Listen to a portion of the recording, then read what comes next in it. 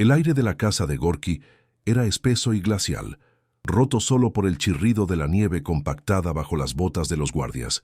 Eran las 6:50 de la tarde del 21 de enero de 1924. El silencio dentro de la habitación principal no era de luto, sino de expectativa tensa, metálica. Vladimir Ilich Ulyanov, conocido como Lenin, el arquitecto de la revolución, yacía vencido por la sífilis y los derrames cerebrales, su cuerpo una cáscara inmóvil que aún retenía, por un hilo fino e intolerable, el poder de un dios. Para Iosif Djugashvili, el secretario general, este no era el final de un camarada, sino la señal de largada. Un reloj de péndulo en la sala contigua marcó la hora, y con un ahogo audible que nadie pudo confirmar, si vino del moribundo o del propio silencio de la estancia, el último aliento de Lenin se disipó. Stalin no estaba arrodillado, no lloraba. Su cuerpo, compacto y duro como un bloque de granito, se irguió en el pasillo iluminado tenuemente por una lámpara de aceite. En ese instante exacto, mientras la noticia oficial era retenida y los médicos certificaban el deceso, el vacío de poder se abrió, vasto y aterrador. Y en lugar de permitir que la viuda o el buró político lo llenaran, Stalin, con una calma que helaba más que el invierno ruso, activó los engranajes de un plan perfeccionado durante meses. No pasaron 20 minutos desde la muerte del líder hasta que las primeras órdenes de restricción de telegramas, la manipulación de la hora exacta del anuncio y la movilización sigilosa de leales se emitieron desde Gorky directamente a Moscú. La catástrofe no fue la muerte de Lenin. La catástrofe fue la rapidez despiadada con la que el poder fue capturado en el instante de su expiración. La carrera había comenzado. El mundo que Lenin había moldeado estaba saturado de pólvora y utopía. La Unión Soviética, apenas una coalición de repúblicas nacida de la devastación de la guerra civil, se sostenía por el carisma y la voluntad férrea de su fundador. Sin embargo, en el subsuelo de ese idealismo flameante, las fisuras eran profundas. Desde la derrota en Polonia hasta la aplicación traumática de la nueva política económica, NEP, la facción bolchevique estaba irremediablemente dividida. Trotsky, el intelectual brillante y favorito de las masas, Kamenev y Zinoviev, anhelando el retorno a la ortodoxia leninista, y en la periferia casi invisible para el mundo exterior, el aparato burocrático tejido por Stalin. El contexto geopolítico era un laberinto de miedo y paranoia. Rodeados por potencias capitalistas hostiles, la supervivencia del experimento comunista dependía de una unidad interna que, en realidad, solo existía en la propaganda. Mientras Lenin languidecía, el juego de alianzas y traiciones se intensificó. Trotsky, convaleciente en el Cáucaso, subestimó el peligro al creer que su popularidad y su pasado revolucionario eran un escudo suficiente. Kamenev y Zinoviev cometieron el error fundamental de ver a Stalin no como una amenaza, sino como un aliado útil para neutralizar a Trotsky. Nadie, excepto quizás Lenin moribundo, comprendió la verdadera dimensión del poder que Iosif había acumulado en la oscura trinchera de la Secretaría General.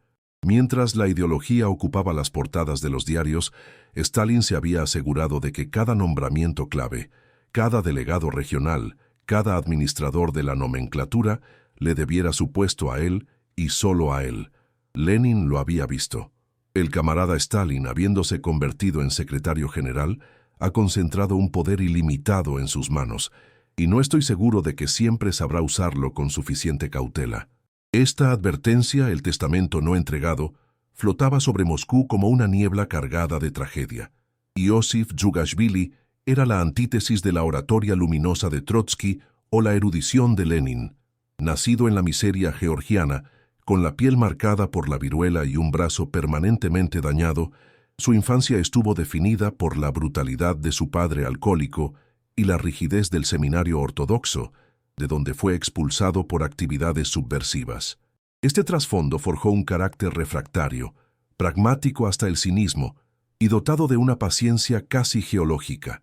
Stalin no era un teórico, era un ejecutor, un burócrata implacable que entendía el poder no como una abstracción filosófica, sino como una red tangible de personas, documentos y voluntades controladas. Su mente operaba bajo una lógica binaria. lealtad absoluta o traición fatal.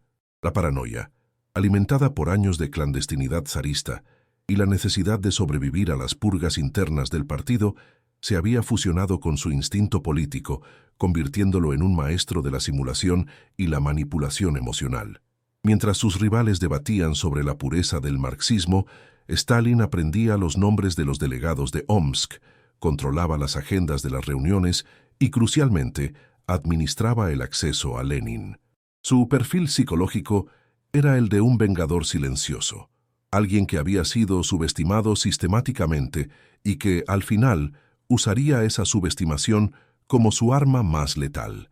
Su mayor fuerza radicaba en su capacidad para no parecer una amenaza, permitiendo que la vanidad de los demás cimentara su camino hacia la cima. La semilla del mal, en el contexto de la sucesión soviética, no fue el asesinato o el golpe de estado militar, sino la sutil perversión de las estructuras de gobernanza. Lenin había diseñado el Partido Comunista como la vanguardia de la revolución, pero Stalin lo transformó en una maquinaria de control personal. La idea desviada de Stalin se centró en la noción de que, para asegurar el socialismo en un solo país, una doctrina que contrastaba directamente con la Revolución Mundial de Trotsky, era necesaria una autoridad centralizada e incuestionable, él mismo. Esto se logró a través del uso maquiavélico de su posición como secretario general, un puesto que muchos consideraban tedioso y puramente administrativo. Stalin utilizó la secretaría para rellenar las vacantes del Comité Central, de las secretarías regionales y de la Orgburo con hombres suyos. Estos nombramientos, disfrazados bajo la necesidad de eficiencia burocrática, garantizaban que cuando llegara el momento de votar o deliberar, la voz de Stalin resonara con el peso de cientos de delegados anónimos. El segundo pilar de su plan era el control de la información y la construcción de su propia narrativa histórica. Durante el declive de Lenin, Stalin monopolizó el acceso al líder, filtrando informes, interceptando el testamento crítico y proyectándose ante el partido como el único guardián fiel del legado leninista. La desviación fue total. El aparato de partido, concebido para servir a la clase obrera, fue convertido en un instrumento para someter a sus propios líderes. La planificación de Stalin para el momento de la muerte de Lenin fue una obra maestra de precisión militar y sigilo burocrático. No se trataba de un plan para tomar el Kremlin, sino para controlar el funeral. El mapa secreto no era de fortificaciones, sino de los nervios de comunicación de Rusia. Primero, el control absoluto de la Comisión del Testamento. Stalin se aseguró de que el testamento de Lenin, que lo criticaba duramente y recomendaba su destitución, fuera clasificado y conocido solo por un círculo íntimo, juramentado al silencio hasta que Trotsky fuera neutralizado. Segundo, la ubicación de Trotsky. Sabiendo que su principal rival estaba en el resort de Sukkum, en el Cáucaso, para tratar su malaria, la estrategia se centró en la manipulación de las comunicaciones. Tercero, la escenografía del luto. Se preparó un esquema detallado para glorificar a Lenin como un semidios y, por extensión, colocar a Stalin como su discípulo más cercano y humilde. Las directrices para la prensa, los discursos oficiales y los itinerarios de los delegados fueron redactados con antelación, listos para ser despachados. El 21 de enero, cuando la noticia del inminente deceso llegó a Moscú, Stalin no dudó. Movilizó a la OGPU, policía secreta, para interceptar cualquier telegrama independiente enviado desde Gorki o hacia Sukkum. La planificación no dejó margen al azar. La usurpación no se haría por la fuerza bruta, sino por la gestión implacable del tiempo y la narrativa. Las advertencias técnicas de la inminente toma de control eran claras para cualquiera que observara los flujos de poder, aunque la ideología cegaba a muchos. El primer indicador fue la hipertrofia de la burocracia del partido. La secretaría, bajo Stalin, comenzó a emitir reglamentos y directrices que minaban la autoridad de los órganos elegidos. Documentos internos mostraban un aumento exponencial en la centralización de las decisiones de personal, con la firma de Djugashvili apareciendo en nombramientos cruciales en lugares que antes se consideraban autónomos. Luego estaba el manejo de los archivos del partido. Stalin controlaba qué documentos se presentaban al Politburó y cuáles se archivaban. En los meses previos a la muerte de Lenin, se observó un patrón. Los informes favorables a Trotsky o críticos con la gestión de la Secretaría desaparecían o se retrasaban sistemáticamente. El sistema de votación dentro del Congreso del partido se había transformado sutilmente. Los votos de los delegados del centro, leales a Stalin, pasaron a tener un peso desproporcionado respecto a los votos de las bases obreras. Técnicamente, el Soviet Supremo y el Comité Central aún existían, pero su función se había reducido a la de cámaras de ratificación. El silencio de las actas oficiales sobre las críticas de Lenin a Stalin no fue un descuido. Fue una señal clara de que el mecanismo de control de la información ya estaba completamente operativo. Las voces silenciadas no eran solo las de los técnicos, sino las de los revolucionarios puros. Nadezhda Krupskaya, la esposa de Lenin, había sido la primera en sentir la presión del cerco estalinista. Tras el tercer derrame cerebral de Lenin, Krupskaya intentó desesperadamente pasar las advertencias y el testamento a Trotsky, pero sus cartas fueron interceptadas o filtradas. Ella misma fue objeto de una humillación calculada por parte de Stalin, quien la amenazó con represalias si continuaba molestando al líder con asuntos políticos. Dentro del Politburó, la oposición inicial de Trotsky contra el crecimiento de la burocracia fue desestimada como intelectualismo burgués por la coalición temporal de Zinoviev, Kamenev y el propio Stalin. Cuando Trotsky presentó propuestas para descentralizar el partido y frenar la acumulación de poder en la Secretaría, las mociones fueron derrotadas por bloques de votos manejados desde la oficina de Djugashvili. Incluso Georgy Pyatakov, uno de los bolcheviques más respetados, había advertido en privado que la Secretaría estaba ahogando el debate democrático, pero en la atmósfera de la guerra civil ideológica que se desarrollaba, silenciar una voz era sencillo. Bastaba con etiquetarla de divisionista o enemiga del Estado. La figura de Stalin, oscura y mediocre en comparación con sus rivales, se benefició de la fatiga política del partido que anhelaba estabilidad y un liderazgo fuerte, sin importar cuán despiadado fuera. La noche anterior, la del 20 de enero, la tensión en Gorki era insoportable. Los médicos del Kremlin habían informado en secreto que Lenin no pasaría la mañana siguiente. Moscú, ajena a la inminencia, dormía bajo una capa de hielo, pero en los edificios clave del partido, la luz permanecía encendida. Stalin se reunió en la dacha de Kamenev, donde simuló discutir la agenda post-Lenin con sus aliados tácticos. En realidad, la reunión fue una coartada, una forma de mantener a sus aliados ocupados mientras sus propios agentes se posicionaban. En esa misma noche, una docena de leales a Stalin, muchos de ellos oficiales de la OGPU disfrazados de personal de seguridad, recibieron instrucciones específicas: bloquear las comunicaciones de larga distancia no autorizadas y monitorear los movimientos de Krupskaya. Mientras tanto, a miles de kilómetros Trotsky recibió un telegrama deliberadamente ambiguo sobre el empeoramiento de Lenin, pero que le recomendaba mantenerse en Sukkum por razones de salud. Stalin había calculado que la ausencia física de Trotsky durante el momento clave del luto sería interpretada por las masas como un desaire, un desinterés por el padre de la nación.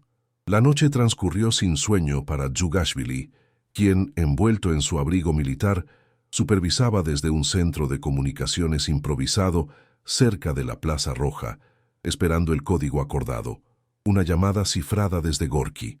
La espera no era ansiedad, era la calma calculadora de un asesino frente al interruptor. A las 18:50 del 21 de enero llegó el código. Lenin había muerto. El momento cero del error final no fue el fallecimiento en sí, sino la decisión consciente de Stalin de retener y manipular esa noticia crítica para el buró político, y especialmente para Trotsky. La orden que marcó el destino de la Unión Soviética fue emitida minutos después. Un telegrama falso, cifrado y enviado a Sukkum, informando a Trotsky que el funeral de Lenin se celebraría demasiado pronto para que él pudiera regresar a tiempo, sugiriéndole, de nuevo, que se abstuviera de viajar por su salud. Esto era una mentira calculada. La hora y la fecha del funeral aún no se habían fijado públicamente, Pero Stalin ya había robado a Trotsky la posibilidad de aparecer como el sucesor natural y el doliente principal. Paralelamente, Stalin se presentó ante Krupskaya y el círculo íntimo en Gorki con una máscara de dolor estoico, asumiendo inmediatamente el rol de organizador oficial del funeral.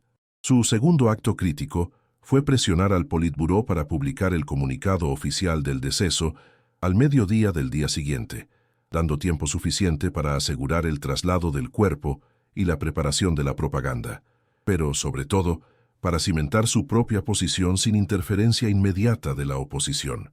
El error final de todos sus rivales fue la pasividad.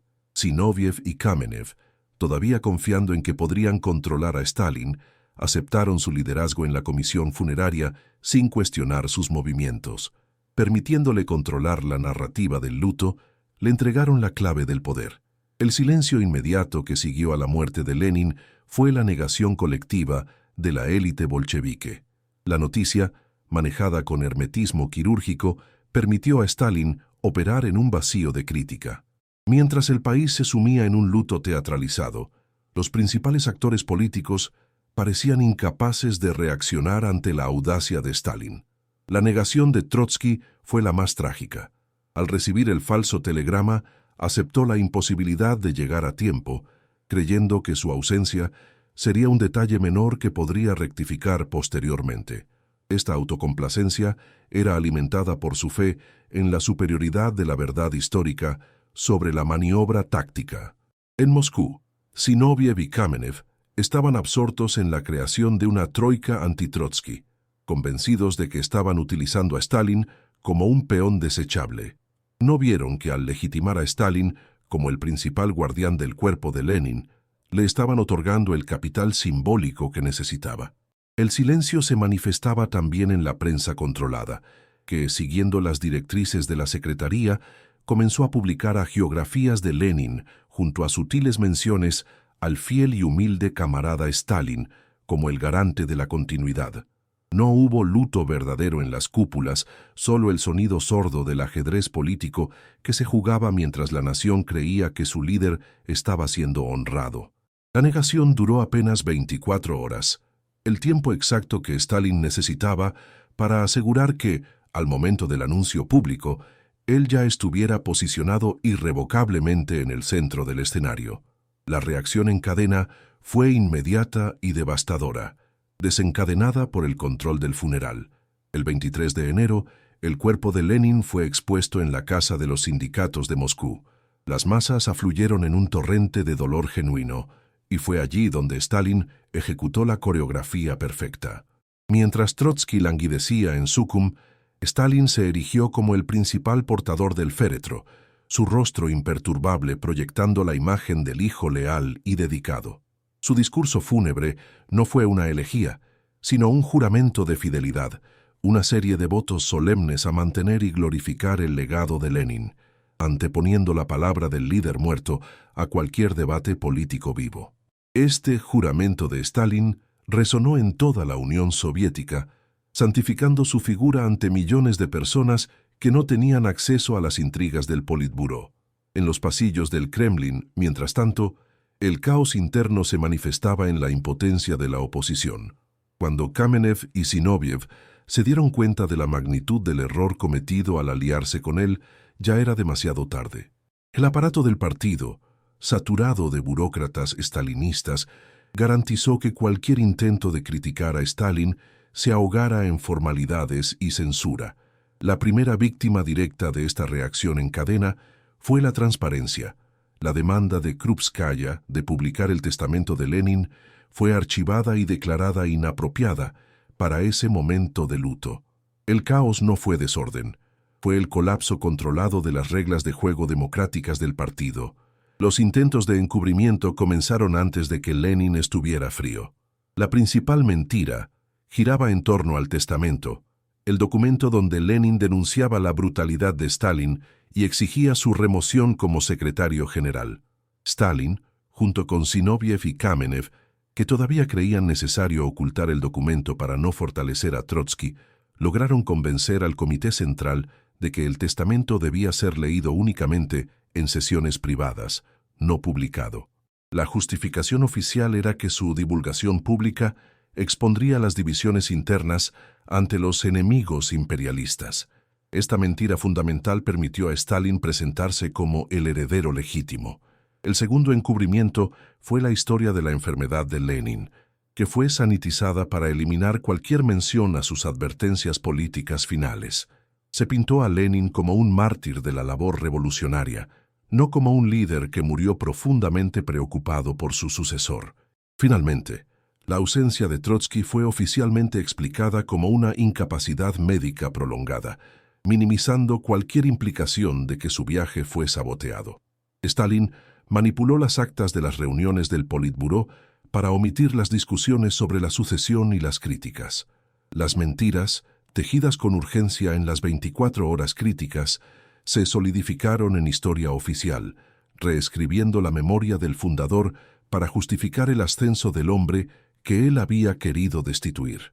El colapso total no fue instantáneo, sino una erosión constante cimentada en la traición de enero de 1924. Una vez asegurado el control simbólico y burocrático, Stalin procedió a desmantelar sistemáticamente a sus rivales. La ruina de la facción trotskista comenzó con la campaña de difamación orquestada por la Troika. Trotsky fue marginado, acusado de desviacionismo y de falta de fe en la doctrina del socialismo en un solo país.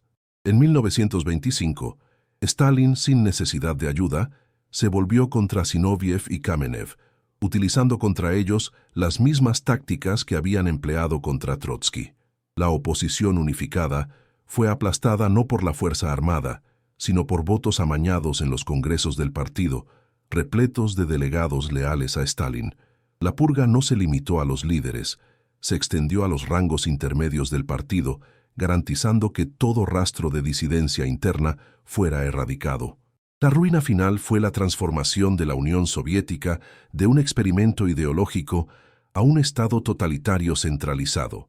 En menos de una década, la dictadura del proletariado se convirtió en la dictadura sobre el proletariado, con la Secretaría General como el centro monolítico del poder.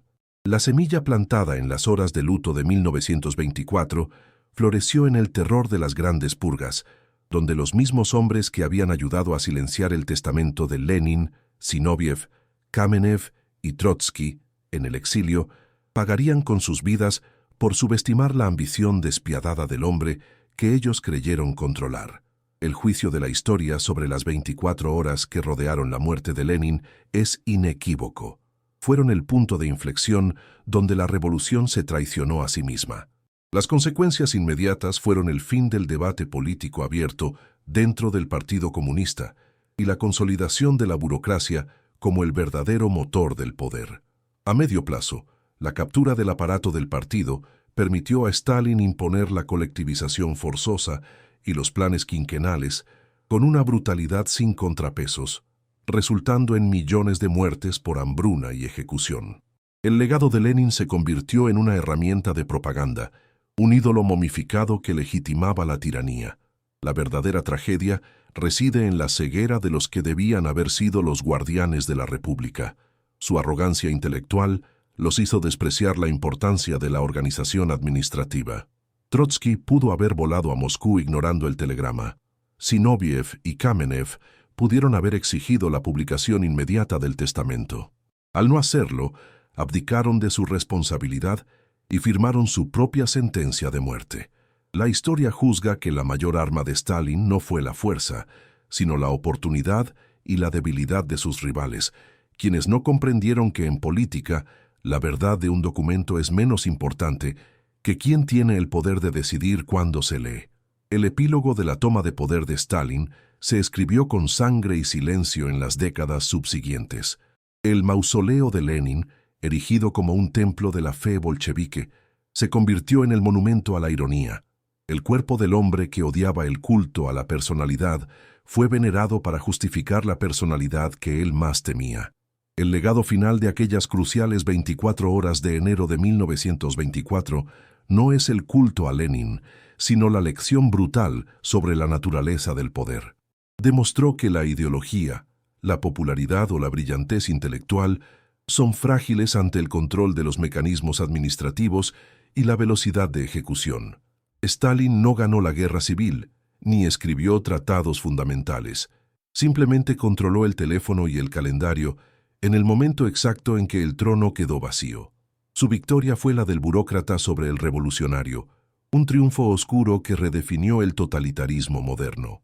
Cada gulag, cada purga y cada mentira oficial que definió a la Unión Soviética hasta 1953 tuvo su origen en ese instante preciso en Gorki, cuando un hombre silencioso decidió manipular la hora de la muerte de su líder. El error final no fue la traición, fue la subestimación fatal de un hombre que esperaba su turno en la oscuridad. La historia nos recuerda que, a menudo, la tiranía no irrumpe con trompetas, sino con el discreto sonido de un telegrama falsificado.